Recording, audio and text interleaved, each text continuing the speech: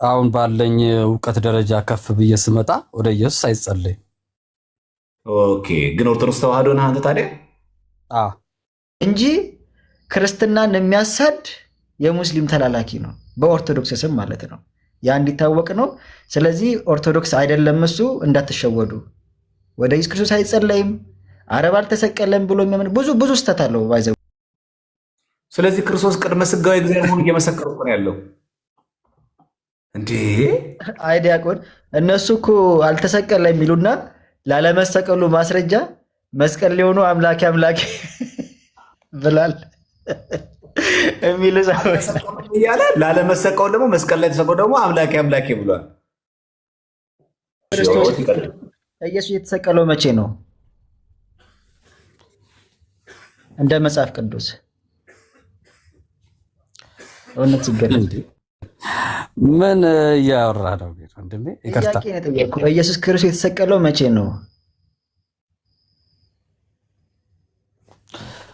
ምን አሁን የገባሁት እኔ እኮ ለመጠየቅ እንጂ ለመጠየቅ አይደለም። ይቅርታ አይደለም፣ ቀላል ጥያቄ ነው የጠየቁት። አሁን ያለ ክርስቶስ የተሰቀለው መቼ ነው? አሁን እባክህ አንድ ጊዜ መምህሩን ላናግርበት እባክህ። እሺ ዲያቆን፣ ለእናንተ ትቻለው። አጭበርባሪ የሙስሊሞች ተላላኪ ነው። የለም፣ ቆይ መምህር ምናምን የሚባል ነገር የለም። ሃይማኖትን ሳትመሰክር መምህሩ ነው እንደሚያድንህ። ዘመረ ምን አገባው ስላንተ? በቶፒክ ደረጃ ሲያወሩ ነበረ እና ይሄ ነገር እንዴት ነው ክርስቶስንም ራሱ ድኗል አልዳነም ሊሉ ነው እንዲህ እያልኩኝ ነበር እኔ ሎት ስባት እና እንደዚህ ያለ ጥያቄዎች አድገው ዛሬ የገርላት ጉዳይ ሙሉ በሙሉ ተመልሷል። ሙሉ በሙሉ አጀንዳ በማይሆን ደረጃ ሲመለስ ወደ ዶግማ ተገባ ማለት ነው እና ዶግማ ላይ ሲያዙ የቀዳዳቸው ብዛት እያያችሁት ነው። የኑፋቄ ማት እየተፈለፈለ ነው። በደንብ ያዝ ሲደረጉ የሚተፉት ያንን ነው። ይሄ ማለት ደግሞ ከትምህርት ባዶነት የሚመጣ ነገር መሆኑን ኦርቶዶክሳውያን መረዳት አለባቸው። አንድ ሪያሊቲ ማወቅ ያለብን ዛሬ ከቤተክርስቲያን ወጥተው ቤተክርስቲያን የሚከሱ ሰዎች እያያቸዋቸው ነው። የወጡት ሲጀመርም ዶግማን ይሄ ትምህርትን ባለማወቃቸው ነው። የቤተክርስቲያን ትምህርት ጠንቅቀው ባለመረዳት ነው እና ህዝብ እውቀትን ከማጣት የተነሳ ጠፍቷል ይላል የእግዚአብሔር ቃል እና አለማወቅ ያጠፋል በእውነት ለመናገር። ስለዚህ ትምህርት ላይ በጣም ፎከስ አድርጉ። ትምህርት ታውቃላችሁ ተከፍሎ ነው። በተለይ በውጭ ሀገር ቴዎሎጂ ቀላል ክፍያ አይደለም ያለው እውነት ለመናገር በጣም አንድ ወቅት ላይ እንደዚህ በሆነ ጉዳይ እዚህ እንደዚህ ስናፈላልግ ክፍያው በጣም ከአቅማችን በላይ ሆነብን። በጣም ከመጠን በላይ እውነቴን ነው የምነግራችሁ እና ያውም ደግሞ እንደዚህ የጠራ ዝም ብሎ እንግዲህ ትምህርት ታውቃላችሁ የምትፈልጉትንም የማትፈልጉትንም ነው የምትማሩት። ትምህርት ካሊኩለም አለው። ያንን በጠበቀ መንገድ ፍልስፍናውንም ምኑንም አብሮ ነው የሚሰጠው ትምህርት ላይ የቴዎሎጂ ትምህርት ፍልስፍናው ራሱን የቻለ ፊሎሶፊ ራሱን የቻለ ትምህርት አለው በዚያ ውስጥ ማለት ነው እና አያስፈልግም ማለት ሳይሆን ብዙ መርጠን የምንፈልጋቸው ነገሮች መማር አንችልም።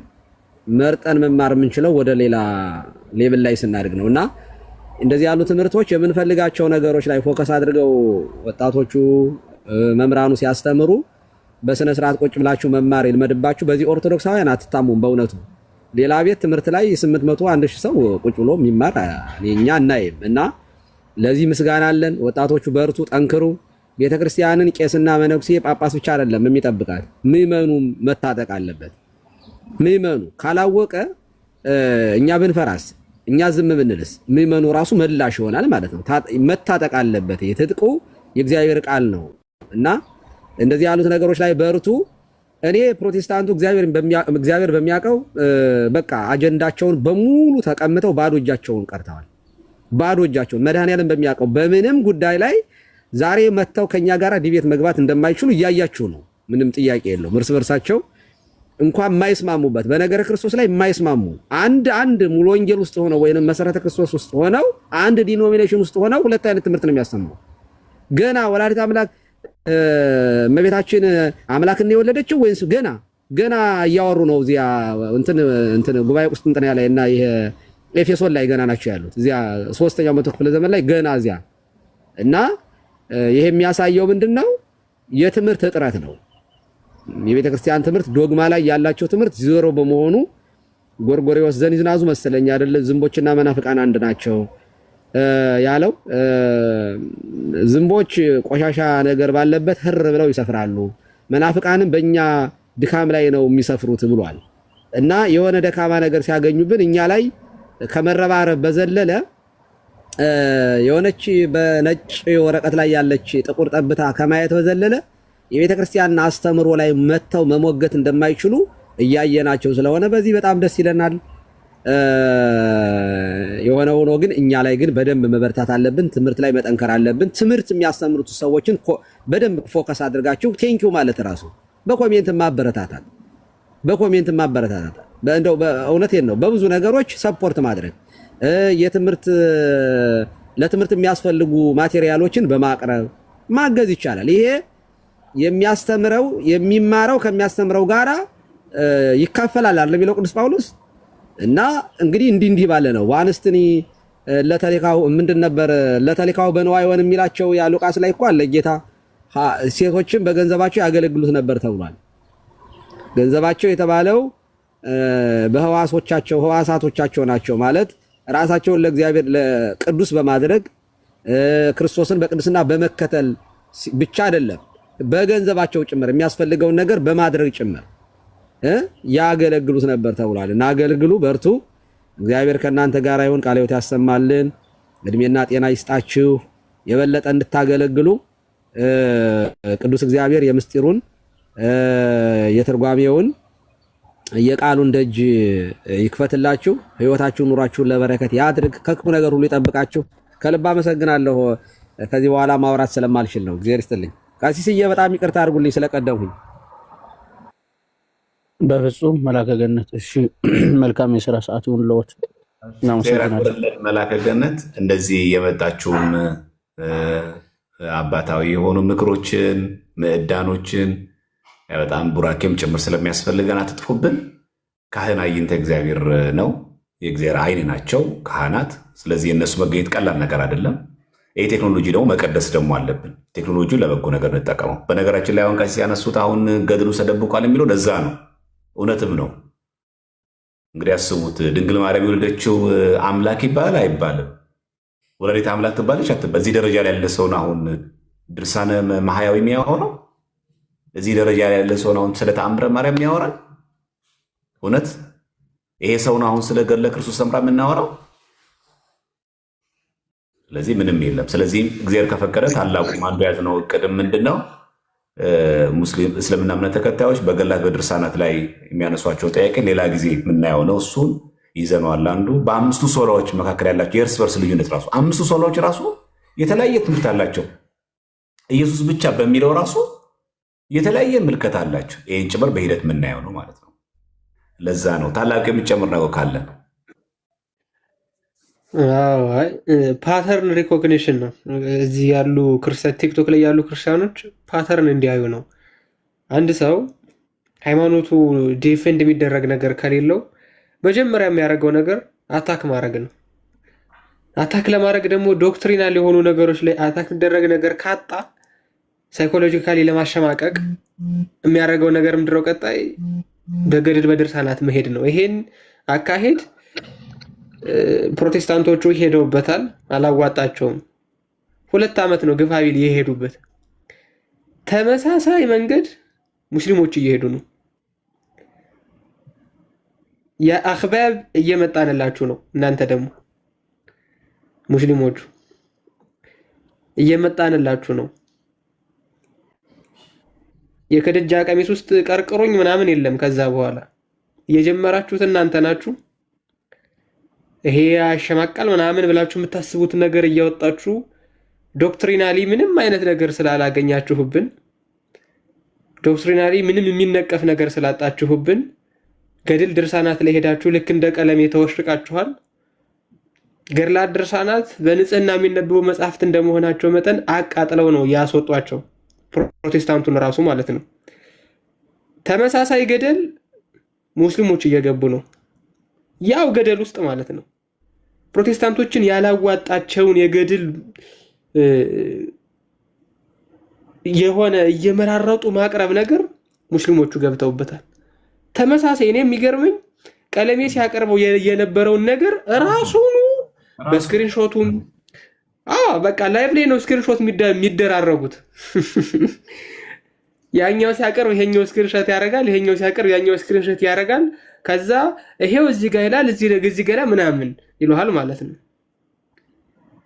ስለዚህ ያንኑ ነገር ነው ይዘውት እየመጡ ያሉትና ፕሮቴስታንቱን ያስበላ አካሄድ ስለሆነ እናንተንም ያስበላችኋል። ታያላችሁ። 1 ዓመት ከቆያችሁ ነው በገድላት ድርሳናትን እየገለጣችሁ 1 ዓመት ከቆያችሁ ነው ፍርክስክሳችሁ ወጦ እርስ በርሳችሁ ተወጋግዛችሁ እርስ በርሳችሁ ተነኳኩታችሁ ታልቃላችሁ። የቅዱሳን አምላክ ያያል፣ እግዚአብሔር አይዘበትበትም ብሏል። የገድላቸውን ፍሬ የድካማቸውን ዋጋ እንዲህ ዝም ብላችሁ እየቀለዳችሁ እንደ ቀለሜ ይኖራሉ የምትሉ መስሏችሁ ከሆነ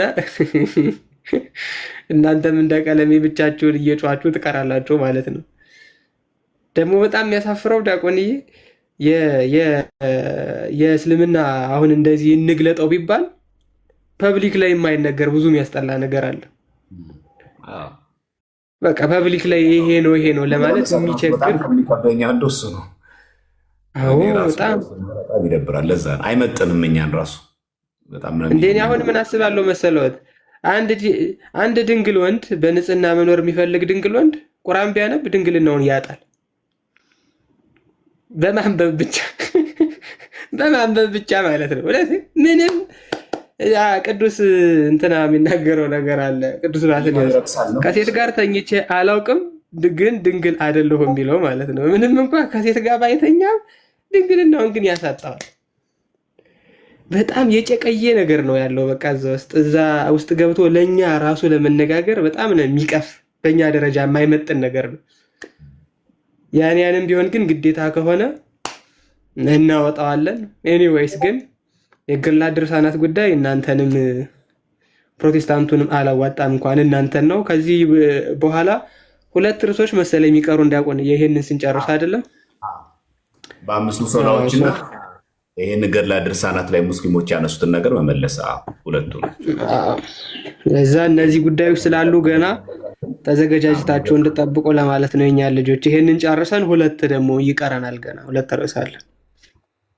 2 ርዕስ አለን። እሱን እንጨርሳለን። ያ መሰረታዊ ጉዳዮች ላይ ማተኮር ነው። ነገር ድነትን በደንብ አክተነኛ ሊዋሃደን ይገባል በጣም ምክንያቱም በድህነት ውስጥ ያለንን የቤተክርስቲያን ትምህርትን ጥርት ያለ ነገር ከተማርን ገድላት ድርሳናትም ስርዓትንም ቀኑናንም ትውፊትንም ሁሉንም በዚህ ውስጥ ነው በዚህ መነጽር ውስጥ ይገባል ሁሉ ነገር ማለት። ምክንያቱም እኛ መጽሐፍ ቅዱስ የምንተረጉመው ከነገድነት አንጻር ስለሆነ። ኩካ ወንድም አለን እንዴት ነህ? ሰላም ነው ዘማን እንዴት ነህ? ደህና ነህ ሆይ? አካል እግዚአብሔር ይመስገን ደህና ነኝ ያለሁኝ። እንግዲህ ከሀካን ጋር በቀጣይ እንግዲህ አንድ ኮንተንት ይዘን እንመጣለን። ባለፈው ያነሳዋለኋችሁ በወጣቶች ዘንድ አሁን ያለው ከሱስ ጋር የተያዘ ከዲፕሬሽን ጋር የተያዘ ከተለያየ ነገሮች አንጻር በ20ዎችና በ18 መጨረሻ እና በ20ዎቹ ላይ ያሉ ወጣት ታዳጊ ወጣቶች ላይ በተመለከተ ኮንተንት ይዘን እንመጣለን። ኩካንን ማለት ነው። ሀካን ይባላል። ሀካን ማለት በቱርክ ቋንቋ በተርክሽ ኢምፔረር ማለት ነው። አፄ ንጉሱ እንደማለት ነው። ሀካንን ፎሎ አድርጉት። እግዚአብሔር ከፈቀደ አንድ ጊዜ በሆነ ኮንተንት አብረን እንገባና በዚህ ጉዳይ ላይ ወጣቶች ላይ በጣም እንሰራለን። ከነገር ሃይማኖት ባሻገር ከእንደዚህ ጉዳይ ምንሰራ ይሆናል ማለት ነው። ሀካን ሀሳብ አለ?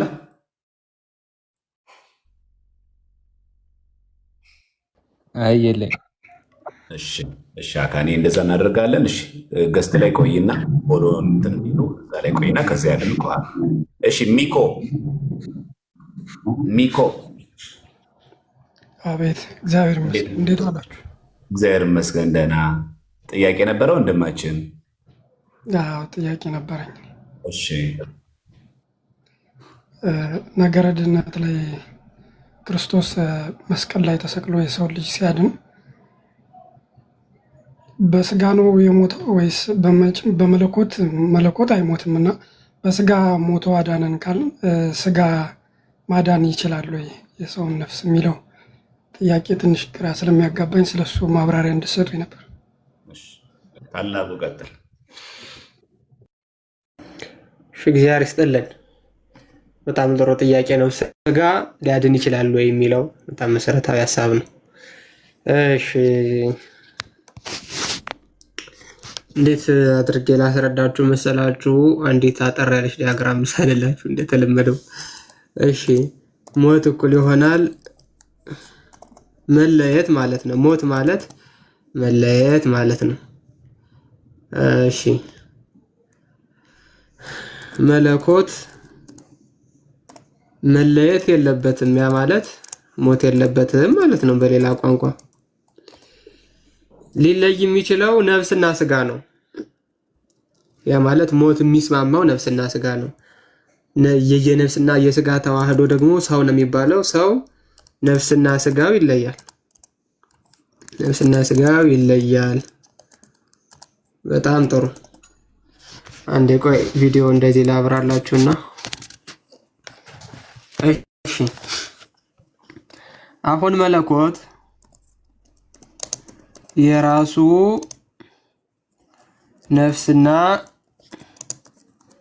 ስጋ ካለው ሞተ የሚባለው በስጋ ሞተ ስንል ምን እያልን ማለት ነው?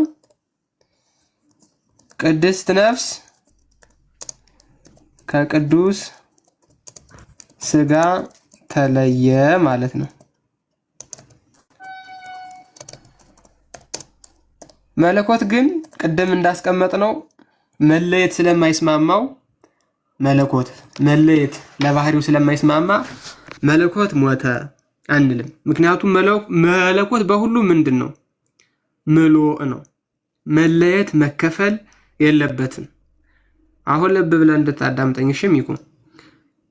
መለኮት ሞተ ማለት ራሱ የሚያስወግዝ ትምህርት ነው። ካታፌሲን የሚባለው በግሪክ ወይም አኮርዲንግ ቱ በራሱ ባህሪ መለኮት ሞተ ማለት እልመስጧጋ ላይ ገልጣችሁ ብትመለከቱ የሰለስቱ ምዕትንም ቃለ ግዘት ብትመለከቱ መለኮት ሞተ ማለት የሚያስወግዝ ትምህርት ነው። ለምን? መለኮት መለየት የለበትም። አሁን ይሄ መለየት የሌለበት መለኮት መለየት የሚስማማው ነፍስና ስጋን የራሱ አደረገው። ያ ነፍስና ስጋ የማን ነው? የመለኮት ነው። አሁን መለኮት በራሱ በባህሪው መነጠል መከፈል አይችልም። የሚነጠልና የሚከፈል ነፍስና ስጋን ግን ተዋህዷል። ስለዚህ መለኮት የተዋህደው ስጋ መለኮት ከተዋህደው ነፍስ ሲለይ ምን ሆነ ማለት ነው? መለኮት ገንዘብ ባደረገው ስጋው በኩል ምን ሆነ ይባላል? ተለየ። መለኮት ገንዘብ ባደረገው ስጋው በኩል ሞተ ይባላል። በባህሪው ነው አይደለም። በባህሪው ስለማይሞትማ ከስጋ ጋር ወደ መቃብር ከሲኦል ጋር ወደ ሲኦል ሄዷል። ማን? መለኮት ራሱ። ስለዚህ መለኮት በስጋ ሞተ። ቅዱስ ጴጥሮስ በመልእክቱ በስጋ ሞተ በመንፈስ ግን ሕያው ሆነ፣ በእርሱም ደግሞ በወህኒ ላሉት ሄዶ ሰላምን ሰበከላቸው ብሎ የሚናገረው ይሄንኑ ሐቅ ነው። ስለዚህ መለኮት በስጋ ሞተ ስንል መከፈል የማይገባው መከፈል የሌለበት መለኮት መከፈልና ይሄ የሚሞቱ የሚለዩ ነፍስና ስጋን ተዋህዶ የራሱ ካደረጋቸው በኋላ የመለኮት ስጋ ከመለኮት ነፍስ ተለየ ማለት ነው። ስለዚህ መለኮት በስጋ ሞተ የምንለው በዚህ አግባብ ነው ማለት ነው። ግልጽ ነው።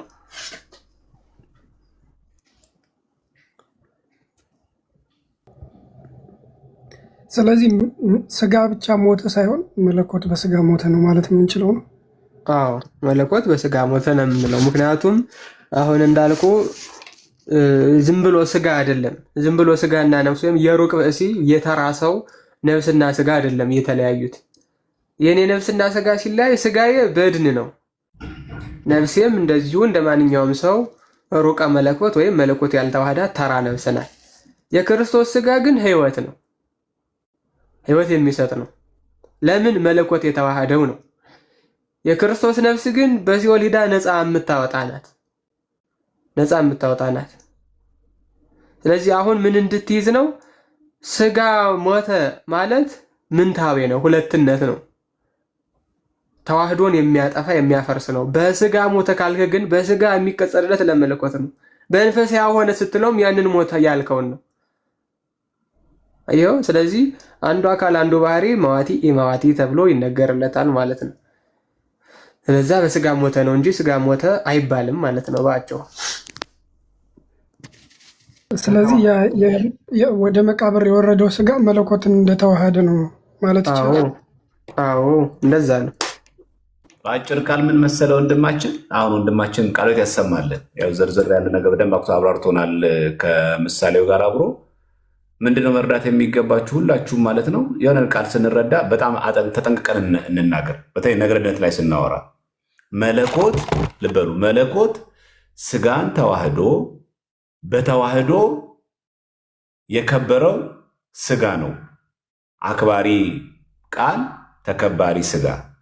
ይሄ ከተዋህዶ በኋላ መለኮትና ስጋ ፈጽሞ አይነጣጠሉ። ስጋ ግን ግዘፍ አለው። ምን ማለት ነው? ይዳሰሳል፣ ይጨበጣል። የማን? የኛ ስጋ ግዘፍ አለው። የኛ ስጋ ይዳሰሳል፣ ይጨበጣል። የኛ ስጋ የማን? የኛ ስጋ። ስለዚህ የሚጨበጠው የሚዳሰሰው የኛ ስጋ፣ የማይጨበጥ የማይዳሰሰው መለኮትን ተዋሃደ። ከተዋህዶ በኋላ የማን? በማኅፀነ ድንግል ከተዋህደ በኋላ ፈጽሞ መለያየት የሚባል ነገር የለም። ፈጽሞ በመስቀል ሲሰቀልም አብሮት አለ፣ ወደ መቃብርም ሲወርድ አብሮት አለ። ነፍሱን ተወ ነው የሚለው ወንጌል ራሱ ሲናገር መለኮቱን ተወ አይልም። መለኮት ተለየው አይልም። ነፍሱን ተወ። ለምን? ክርስቶስ ፍጹም ሰው ነው። ፍጹም ሰው ነው ካልን ስጋና ነፍስ ያለው ነው። ይህ ስጋና ነፍስ ያለው ፍጹም ሰው የሆነ ክርስቶስ አካላዊ ቃል ፍጹም ሰው ሆነ ማለት ነው። ምን ማለት ነው? ላነጋገር ክርስቶስ ፍጹም አምላክ ነው፣ ፍጹም ሰው ነው የሆነው። እዚህ ፍጹም አምላክ ነው ማለት ከባህሪ አባቱ ከአብ ከባህሪቱ ከመንፈስ ቅዱስ የሚተካከል ነው። አንድ እንደኛ ደግሞ ከኃጢአት ብቻ በቀረበው ፍጹም ሰው ነው። በመስቀል ላይ ሲሰቀልም መለኮት ከስጋው ጋር አለ። ወደ መቃብርም ዮሴፍና ኒቆዲሞስ ሲቀብሩትም መለኮት በሁሉ ቦታ ይመጣል። በመቃብር ብቻ አይደለም ያለው፣ በአካለ ነፍስ ወደ ሲኦልም ሲወርድ መለኮት ከነፍስ ጋር አለ። ይህም ብቻም አይደለም፣ በዘባነ ኪሩብ መመስገኑ አልተቋረጠም። አሁን የምንወርበው ወረቤ ሰኔ ሚካኤል እንደሚለው አንዱ አመ ይሰቅልዋ እንደሚለው አይሁድ ለእግዚእነ ሚካኤል አርመመ ወገብርኤል ተደመነ የሚለው አይሁድ ክርስቶስን በሰቀሉት ጊዜ ሚካኤል ስለ ሚካኤል ለማንሳት ነገረ ስቅለቱ እንዲያታጉ እንደሚያወሱት የኛ ሊቃውንት ምስጋና ይድረሳቸውና አመ ይሰቅልዎ አይሁድ ለክርስቶስ ለእግዚእ ጌታን በሰቀሉት ጊዜ ሚካኤል አርመመ ወገብርኤል ተደመ። ትደነቃችሁ። በላይ ሲያዩት እየተመሰገነ ያለው፣ በዚህ ደግሞ ነፍስ ከስጋ ተለይታ ክርስቶስ በስጋው ሞተ። እዚህ ነው በስጋው የምትለው ቃል የምናገረው። በስጋው ሲል በስጋው ተብሎ የተቀጸለት አካል አለ። ያ ማን ነው? መለኮት አለ ማለት ነው። ስለዚህ ክርስቶስ በአካለ ስጋ ወደ መቃብር ሲወርድ መለኮት ከስጋ ጋር አለ። ለዛ ነው ያልበሰበሰው፣ ለዛ ነው ሙስና መቃብር ያላገኘው፣ ለዛ ነው ስጋው በመቃብር ያልቀረው። ምክንያቱም መለኮት ከስጋው ጋር አለ። ለዛ ክፈቱልኝ አላለም መግነዝ፣ ክፈቱልኝ መቃብር አላለም። ለምን? መለኮትን ተዋህዶ አላ ስጋው ወደ ሲኦልም ወርዶ ደግሞ ነፍሳትን ከሲኦል ደግሞ አወጣ። በሲኦልና በመቃብር ብቻ አይደለም ያለው፣ በመላው ዓለም አለ። በስጋ ሲሞት መለኮት በመላው ዓለም አለ። በዚህ አጋጣሚ ክርስቶስ በሞተ ጊዜ ዓለምን ማን ያስተዳድር ነበር አይባልም። በስጋ ሞተ ነው የምንለው። በመለኮቱ ምንድን ነው? ሕያው ነው። ስለዚህ በዘባነ ኪሩብ ያለው ምስጋና እንኳን ሲሰቀልም አልተቋረጠም። ነፍሱን ከስጋ ሲለኝ በፈቃዱም አልተቋረጠም። ወደ መቃብርም ሲወርድ አልተቋረጠም። በአካል ነፍስ ወደ ሲኦልም ሲወርድ አልተቋረጠም። በስጋው ለምንናገር ለዚህ ነው። ስለዚህ ሞት ለስጋ ለመለኮት የሚነገርለት በስጋው ብለን ነው እንጂ መለኮት ራሱ መዋቲ ሆኖ አይደለም። ሎቱ ስብሐት መለኮት ስለማይ እንትኑ ራሱ ከሞተ በኋላ እኮ ራሱ ዮሴፍና ኒቆዲሞስ ሊገንዙት ሲሄዱ እንደ ዝም ብላችሁ ልትገንዙኝ ነው? ቅዱስ እግዚአብሔር ቅዱስ ኃያል ቅዱስ ሕያው ዘኢይመውት እያላችሁ ገንዙኝ ይላል። ሕማማት ላይ ራሱ ይሄ የዕለተ ዓርብ የስቅለቶ ጊዜ በሐሌታ በመሪና ተመሪ የሚባለው ላይ እኮ ነአምን ሕማሞ ለዘኢይሐምም ረግዘ ተገቦሁ ነአምን እኮ ነው። የማይታመመው ሕማሙን እንናገራለን ነው የሚለው እና አራራይ ዜማ ስለሆነ እንደውም በጣም ነው በቃ ልብን የመሰጠ የስቅለቱ ራሱ ክራይ ላይ ሊባል ሲል ክርስቶስ አምላክን እኮ ነው የሚለው። ክርስቶስ አምላካችን እሷን በዜማ ልበላ ታላቁዬ። እሺ ካልቸኮላችሁ ኧረ በደስታ ታላቁዬ ሃሌሉያ ሃሌሉያ ሃሌሉያ ሃሌሉያ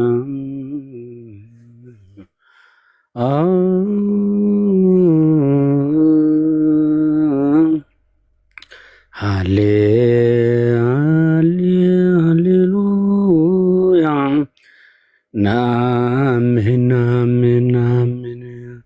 ህማሙ ለዘኢያምም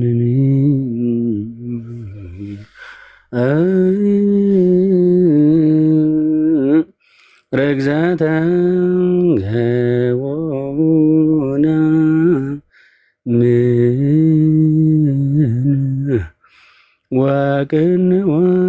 ወቅንዋተ ደዊው ናምንዬ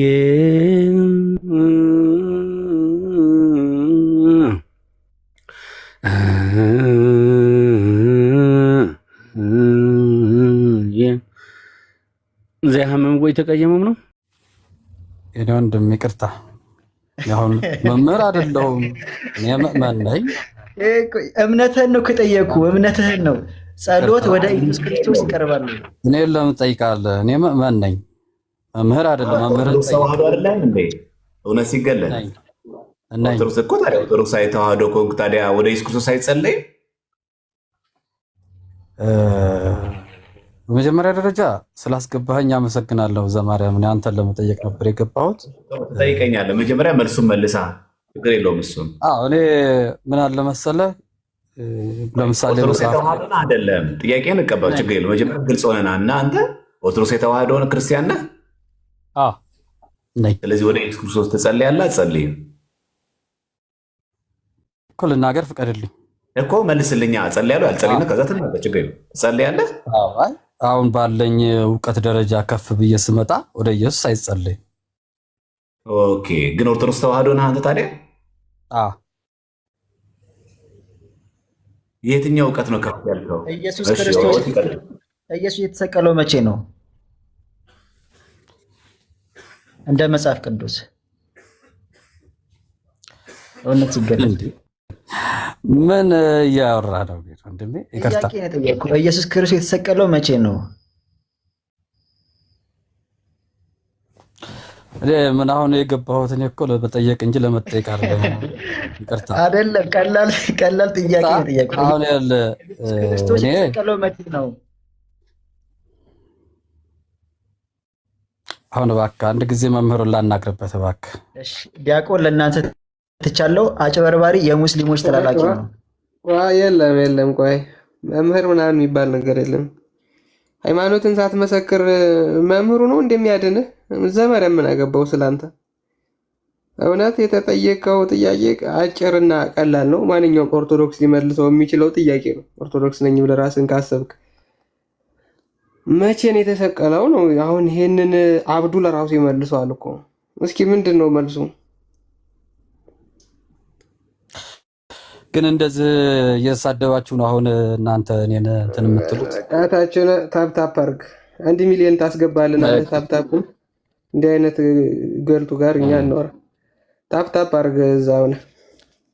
ለምን መሰላችሁ? አሁን የገባሁት ራሱ ከእናንተ ጋር ሰው ሲያየው ኦርቶዶክስን እያለ ስለሚያጭበረብር እውነትም ነው እንዴ ብሎ ሰው ይከተለው ሌላ ጊዜ። ገባችሁ? ምክንያቱም እዚህ ቁጭ ብሎ ከእናንተ ጋር አየው። ስለዚህ ነኝ ሲል ሰው ያምኗል። ይሄው ከነዘማርያም ከነ ታላቁ ጋር እኮ ቁጭ ብሎ ሲያስተምር ነበር ብለው ይቀበላሉ። ለዛ ነው ገብቶ ቁጭ ብሎ ከእናንተ ጋር የሚታየው ማለት ነው እንጂ ክርስትናን የሚያሳድ የሙስሊም ተላላኪ ነው፣ በኦርቶዶክስ ስም ማለት ነው። ያ እንዲታወቅ ነው። ስለዚህ ኦርቶዶክስ አይደለም እሱ፣ እንዳትሸወዱ።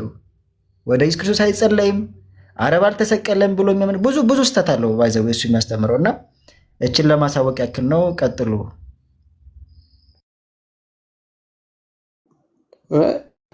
ሚዩት ላይ ነው ያቆን። እንደው ሌላው ቀርቶስ እንደው ክርስቶስ መቼ ተሰቀለ ሲባል መምህር አይደለው የሚል ክርስቲያን አለ እንዴ? እንዲህ ማለት ኦቲ በጣም እናመሰግናለን። ቃልዬ ቅመም እኮ ነው። እግዚአብሔር ያክብርልን በእውነት። እኔ እንኳን እውነት ሲገለጽ ሲል በጣም የገመትኩት ምንድን ነው ቢበዛ ተሐድሶ መናፍቅና የሚሆነው ብዬ ነበር የገመትኩት። እስልምና አልገም ምክንያቱም ፕሮፋይሉን ሳይ የመስቀል እንደዛ ነው የገመትኩት። ዘማርያምዬ ጭራሽ እኔም እንደዛ ነው የገመትኩት። እናንተ የማታውቁት ነገር አለ ዲያቆን። አሁን ሙስሊሞቹ ክርስቶስ ከስጋዊ በፊት አለ ብለው ያምናሉ። አሁን እዚህ ቲክቶክ ላይ ያሉ ሙስሊሞች ጥሩ ወደ ክርስትና እየመጡ ነው። ስላሴ የተለያዩ አማልክት አይደሉም ይላሉ። ክርስቶስ ከተዋህዶ በኋላ እንዲህ ነው እንደዚያ ነው ምናምን የሚል ነገርም እየገቡ ነው። ጥሩ ነው። አባቶችን መጥቀስ እየጀመሩ ነው። ስለዛ አሁን እነዚህ ተሰቅሏል ብለው የሚያምኑ ሙስሊሞችም አሉ። በነገራችን ላይ ክርስቶስ ኢየሱስ ተሰቅሏል ብለው የሚያምኑ ሙስሊሞችም አሉ። ሙስሊም ናቸው ግን ተሰቅሏል ብለው የሚያምኑ ማለት ነው። እና እስልምናው ራሱ ብዙ አይነት ዘርፍ እየያዘ ስለመጣ መስቀል ስላረገ እኔ አስታወስኩት እኮ ይህንን ልጅ 2022 ወር 23 ላይ እንደዚሁ በስነ ስርዓት በክርስቶስ ጉዳይ ስንወያይ ነበር። ተሰቅሏል ወይም አልተሰቀለም ምናምን ላይ አስታውስዋለሁ ልጁን ኦቲ። እና እንደዛ ነው። ደግሞ ምንድነው አሁን ባለሁበት በደረስኩት መገለጥ ሲለኝ ያው እቺ ብዙ ጊዜ ፕሮቴስታንትና ተሐድሶ የሚናገራት ቃልና አሁን ተገልጦልኛ ምናምን እና ወደዛ ነው በቃ ራሴን ሬዲ ያደረግኩት እንጂ እኔ በዚህ ልክ እንደዚህ አልጠበቅኩትም። በይኒው ጥሩ ትምህርት ነው፣ ቆንጆ ነው። ኦቲ እናመሰግናለን በጣም። ቃል የምተው ነገር አለ?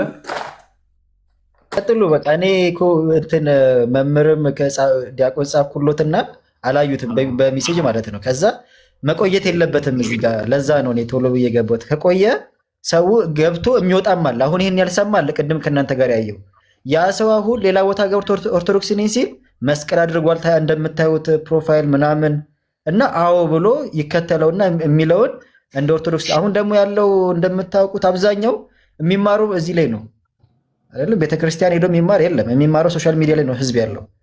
ስለዚህ እዚህ ጋር እንደ አዲስ ነው እሱን እየሰማ ያለው ማለት ነው። እና ለዛ ብዬ ነው። ቀጥሉ፣ ቃሎት ያሰማሉ። እሺ፣ እግዚአብሔር ያክብርልን።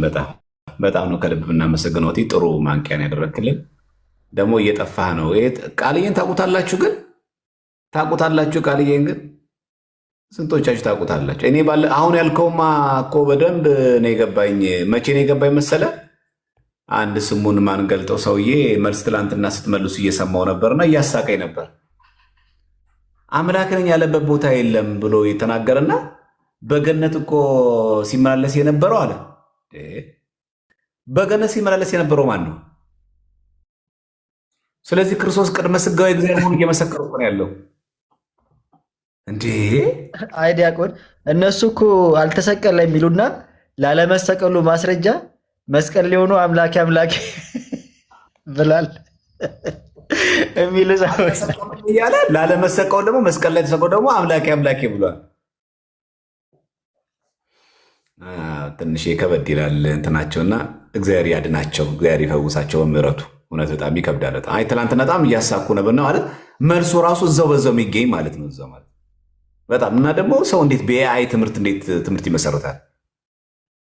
እንደው ሰርች አድርጎ ጎግል ላይ የምታገኙትን ነገር እንዳለ ብድግ አድርጎ ያደርጋል። እንትን እኮ ነው ምን ብለው እየጠይቁታል? ኢዝ ጂሰስ ክራይስት ክሩሲፋይድ አኮርዲንግ ቱ ኢስላሚክ ሊተሬቸር ይሉታል። ከዛ ኢስላሚክ ሊተሬቸርን ይወስድና እንትና የኔታ ቻት ጂፒቲ እሳቸው መቼም ቸር ናቸው፣ ለጠየቃቸው እጃቸው ዝርጉ ነው፣ የዋህ ናቸው፣ አይሰስቱም፣ አባታችን መቼም ጥሩ ሰው ናቸው ይናገራሉ፣ ይተነትናሉ፣ እንዲህ ነው ይላሉ።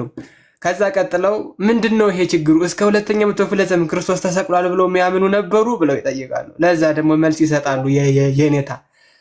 የኔታን መልስ ይዙና ከዛ ኮፒ ፔስት ትደረጋለች። ከዛ ተመልሶ ይሄዱና ምንድን ነው ችግሩ ግን ይሄ ባይኖርበት ይላሉ።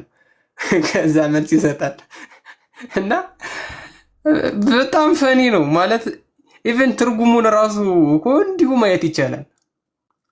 የኔታ ላህይ ይታወቃል፣ የቻት ጂፒቲ ላህያቸው ይታወቃል። አነጋገራቸው እንደ ማንኛውም መርጌታ የንግግር ዘይ ያላቸው ቻት ጂፒቲ ሲናገሩና በስነ ስርዓት ነው ዲቴክት ማድረገው። የኤአይ የሆነ ነገር ካለ ከግራፊክሱ፣ ከቃላት መረጣው፣ ካጀማመሩ፣ ከሀሳብ ፍሎ ከሁሉም ነገሩ በቃ ታውቀዋለህ። እንዲሁ የቻት ጂፒቲ እንደሆነ ማለት ነውና እንደው ሌላውን ነገር እንኳን ትተህ ለምሳሌ እኔ የሆነ ሰው ያዘጋጀውን ፓወርፖይንት እኔ ባቀርበው የወንድሜ ከሆነ ችግር የለውም። ምክንያቱም የወንድሜ ነው ተረድቻለሁ ምናምን ልል እችላለሁ፣ አስረድቶኛል ልል እችላለሁ። ግን ያንተን ወስጄ የኔ ፓወርፖይንት ነው ብዙ ወራት ለፍቼበት ነው ያቀረብኩት ብል ሐሰተኛ ነው የምሆነው አይደለ? ሐሰተኛ ነው የምሆነው። እና ከዚህ በፊትም አንድ የሆነ ሰው የሰራውን ፓወርፖይንት 3 ወር ለፍተንበት ነው ያዘጋጀ ነው ብለው 2 ዓመቱ ነው ፒፒቲው ከተዘጋጀ እኛ ላይ ሁላ አለ እና መልሶ የኛ ነው ብለው ደግሞ ሲያቀርቡት ምን ያክል ሼምለስ እንደሆኑና ብሬን ዎሽ እንደሚያደርጓቸው ተከታዮቻቸውን በዚህ ማወቅ ይቻላል። ኤኒዌይስ ግን ወደ ቀደመ ነገራችን እንመለስና ትምህርታችንን እንቀጥል። እግዚአብሔር ያክብርልን። እሺ ያው ትምህርት ይሆናል ለወደፊቱም። ያው ቃልዬ አንድ የነገረን ነገር ምንድን ነው? ከአሁን በኋላ በፕሮፋይል እንዳንሸወድ፣ በሚናገሩ ንግግር እንዳንሸወድ፣ ምን ያክል ድራማ ሊሰራ እንደሚችል ሰው በዚህ ልክ ይሄዳል ማለት ነው። በእርግጥ ጳውሎስም ነግሮናል። ሰይጣን የብርሃን መልአክ እስኪመስል ድረስ ራሱን ያስታል የሚለው ይለውጣል የሚለው የብርሃን መልአክ እስኪመስል ድረስ። ስለዚህ ቀላል ናት ለማለት ነው። እንዲመስሎ መታየት ቀላል፣ የብርሃን መልአክ እስኪመስል ድረስ ግን ራሱ ይለውጣል። ስለዚህ በዚህ ልክ ሰይጣን ይሄዳል ማለት ነው ክፋቱ እንጂ እኔ ሙስሊም ነኝ እኔ እንደዚህ ነኝ ብሎ በይፋ ኦፊሻሊ መጥቶ ጥያቄ ያለኝ ባስተማራችሁት ላይ መጠየቅ እነዚህ ኦፊሻል ቆንጆ ነበር። ግን ብዙ ጊዜ ሰይጣን የብርሃን መልአክ ደግሞ ይመስላል። ስለዚህ ምንም አይደንቅም ለማለት ያክል ነው።